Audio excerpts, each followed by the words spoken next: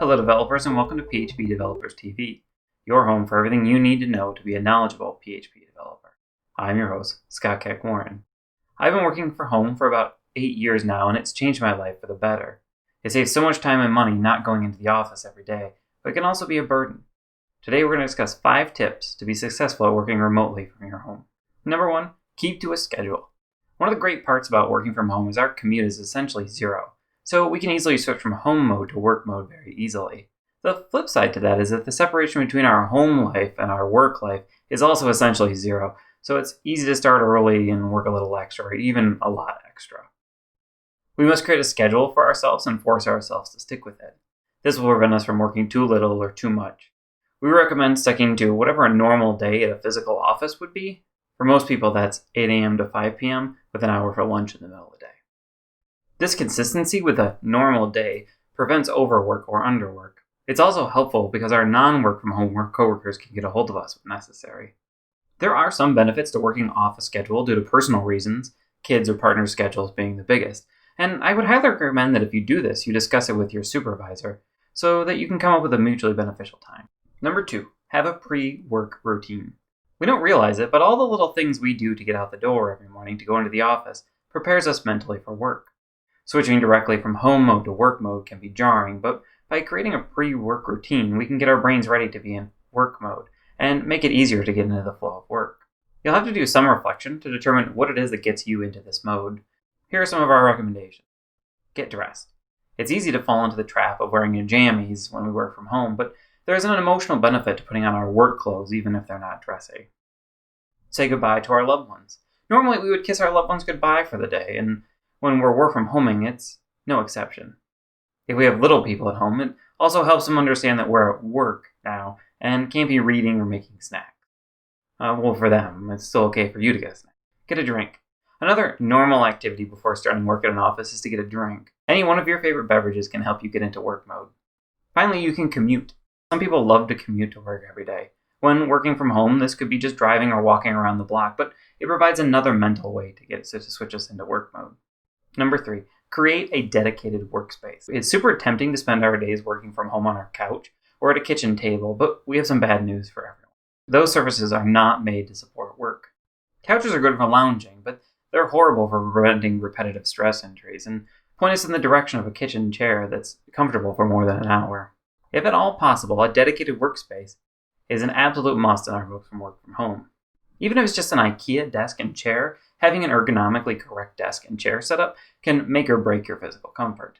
The dedicated workspace also creates a wonderful physical delineation between your personal and work spaces. Our recommendation is to find a corner of a bedroom or a living room and make sure it's only used for work. Then pick out the desk with the most surface space that fits your budget and space, and the best possible chair you can afford. Not buying a cheap chair is the best advice we can give, as it's going to be cradling our bodies for several hours a day, and a cheap chair is just going to make that painful.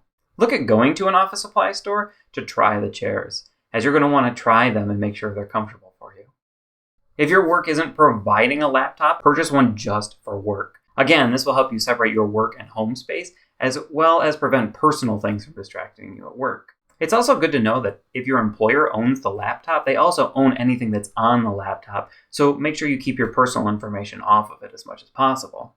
Don't hesitate to ask your supervisor for any equipment that you might need. If they're supporting your work from home setup, they should be footing at least part of the bill for getting yourselves up and running. After all, they're saving a lot of money by not having you in the office.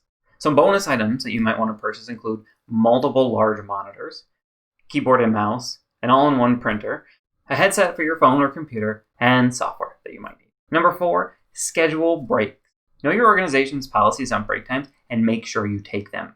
Taking breaks can help restore focus, allow you a chance to stretch your body, and prevent burnout.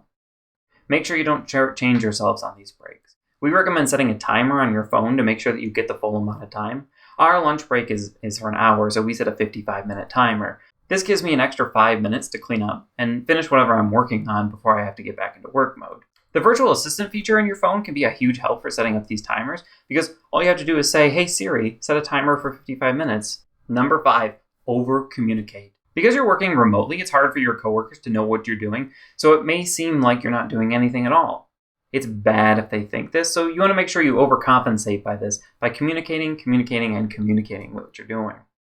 Some things that you might want to try are make sure that your work calendar has time blocked off for appointments. You don't need to get into graphic detail about what the appointment is, but just putting going to the doctor X on your calendar lets people know where you are and what's going on. Discuss upcoming vacations with everyone so that they're aware when you'll be off. Send an email to all of your coworkers the day before you have some time off so that they're aware that if they try to contact you, you'll be unavailable. Create a shared online project status board so that people can see what you're working on and when it might be done. Work from home can be a life-changing way to work for some people. Hopefully the topics we've covered here will provide a path to success for you. This is by far not an exhaustive list, so if you have other suggestions, make sure you comment below and maybe we'll use them in a future video. Thank you for watching our video. If you want to be alerted when we post new content, make sure you click the subscribe button and the bell button below so you don't miss anything. You can also follow us on Twitter at PHPDevsTV. If you have questions related to the PHP ecosystem you would like us to answer in future videos, please ask them in the comments below and we'll add them to our list.